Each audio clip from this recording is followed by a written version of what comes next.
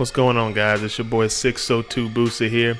Just wanted to take a moment to do something different that I haven't seen many people do on YouTube. I've been riding bikes for about 8 years, and I definitely want to share with you 8 things that I've learned in 8 years of riding. These things I'm hoping would be able to benefit any new riders out there or even some experienced ones. So let's jump right into it. Number 1. You can definitely learn to read the road. Now, what I mean by reading the road is it's kind of like reading a person's body language. You know, when you pay attention to the flow of traffic and the traffic conditions, it really helps you to be able to understand what motorists are doing and why they act the way that they act. And as a rider, you can develop sort of a sixth sense for traffic and be able to handle yourself with some grace and ease through otherwise really stressful situations that you see on the road. Now, all this can even help you for those rare moments when you do decide to cage or get in your car, to be aware of your surroundings and be able to react and make those split-second decisions. Now, the thing is, though, you can't do this all the time. I mean, especially if you're going 80 in a 45 zone, zipping through traffic. So the point is to be able to read the road, you got to take your time and be smooth as you go through traffic. Second thing that I've learned that's been a great help for me in riding is the rear brake. The rear brake is my best friend. Now, too many people downplay the effect of your rear brake. I hear so many people that say, no, only use your front brake. And even at the track, I've even actually heard people say that they only use the front brake. And this is coming from people who are the instructors, not just, some Joe Schmo. But it's true that it has much less stopping power than the front brake, and that's why people don't use it. They just want to get the best braking power that they can. But for me, it has more to do with control than about being able to stop the bike. Now, when I discovered how much stability you can gain by dragging that rear brake maybe in a corner, it was game on. I mean, narrow paths between cars, tight U-turns, sharp parking lot entries. I mean, bring it. I'm ready for it now, even on a bike as big as what I ride. Ever since I learned to use that rear brake, I have never had to duck walk my bike making a U-turn or something like that.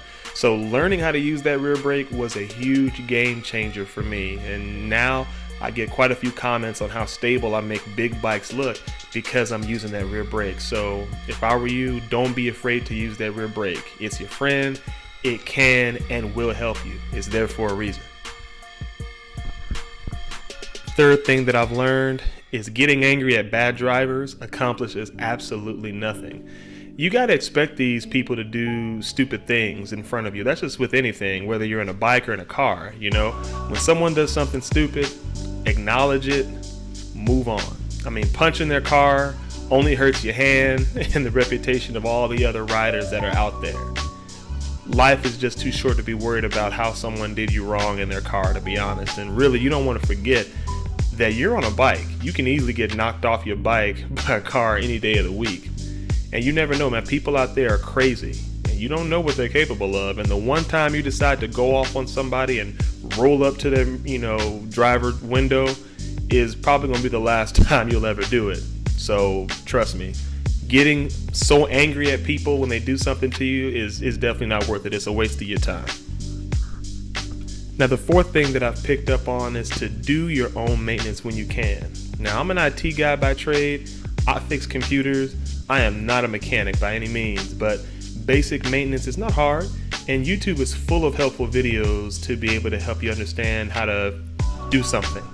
Things like being able to change your own oil, brake fluid, air filter. All those things can help you save thousands of dollars over the lifetime of riding. And you just don't have to be afraid to get your hands dirty. Don't be afraid to ask for help also whenever you need it. I mean, if you can spare the time, try to work alongside whoever's helping you do the job, so that way you can see how it's done. And then next time, you may not even need that help. You may be able to get those tools yourself and handle those jobs without having to have someone to do it for you. Now, the fifth thing that I've learned about riding over the years is the discipline of being present. Now, what do I mean by that? Well, fundamentally, riding a motorcycle is going to require you to be present with your current surroundings. Pretty much you need to focus on what's happening right now. You can't ever let the adrenaline rush of a good ride distract you from the traffic that's in front of you. But at the same time, you also can't let the stress of traffic you just road paths distract you from the road ahead.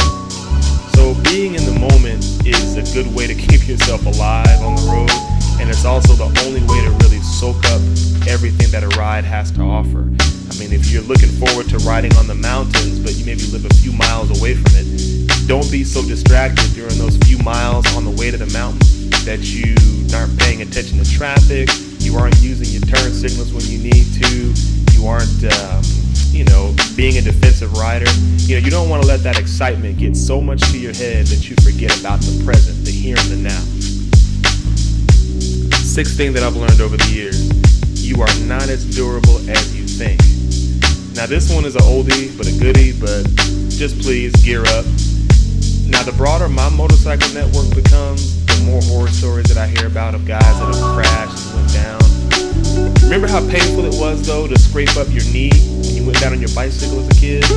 Now that's nothing compared to some broken bones, road rash, loss of limbs, you know what I'm talking about. Now we all know motorcycling is dangerous, right? But why not at least attempt to minimize the risk? But it's true, no one can argue that a person who goes down wearing gear is going to be protected from every sort of injury. But that's still not a good enough excuse to not wear your gear. Having the right gear though at the right time can really save your skin. And eventually I learned that from the pain of others, not to make their mistakes. So if you can, spend your money on quality gear than on medical bills. And you could definitely free your family from the burden of taking care of your mangled body, that's for sure. One of the things that I've also learned really about just in clothes in general, in addition to riding gear, is buy the good stuff and take care of it. Try not to buy the stuff in the bargain bin if you can help it. Those $10 gloves and cycle gear. There's a reason why they're $10. Spend a little bit more money on quality gear that's been tested, that you've done research on. Because personally, I would rather buy used Alpine Star, Dainese gear than buy brand new built gear from Cycle Gear any day. The seventh thing that I've learned over the years is to make sure that I always ride my own ride. Now I notice that riders make the most mistakes when they're trying to keep up with their friends or they're trying to impress other riders around them. You don't want to have to do that. When I rode with people that were way above my skill level as a new rider, I always found myself disappointed after the ride because, they're just way better than me. But in retrospect, riding with other beginner riders, it gave me a huge confidence boost because I frequently thought that I was a worse rider than I really was. So the point is, everyone progresses at their own pace. So it's not about how long you've been riding or how fast you can get through the corners. But don't get me wrong, I do want to get faster. I know you do too. However, that's never been my primary goal. My goal is to be safe, and if it takes me twice as long to progress, then that's fine. I don't have to give into that peer pressure and, have to ride like somebody else. I'm going to ride like how I want to ride, and that's it. And the eighth and last thing I'm going to talk about that I've learned, and this is very recently, is to go to the track often if you can, or at least once. Whether you're thinking you're Valentino Rossi or Joe Schmo, just go to the track, try it out. The bad thing is though, is that most people associate going to the track with actually racing, but it's totally far from it. My mom thought that, and when she saw me at the track, she was all freaking out. I can't believe he's doing this. Oh my God, he's gonna die. I learned this. There he is.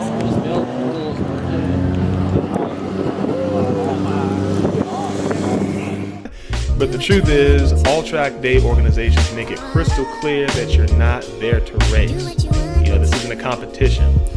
And really, there's no better place to improve your skills as a rider than at the track. Where else can you go to test your personal limits and the limits of your bike than in a controlled environment? So to tell you the truth, after my first track day, I would say a single track day would be equal to about maybe 4 to 6 months of actual riding experience.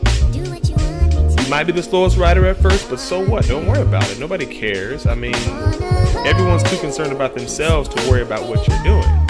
Now, of course, street riding is not a controlled environment, so I'm not comparing this to the street riding experience. However, you are gaining experience in controlling yourself and your bike.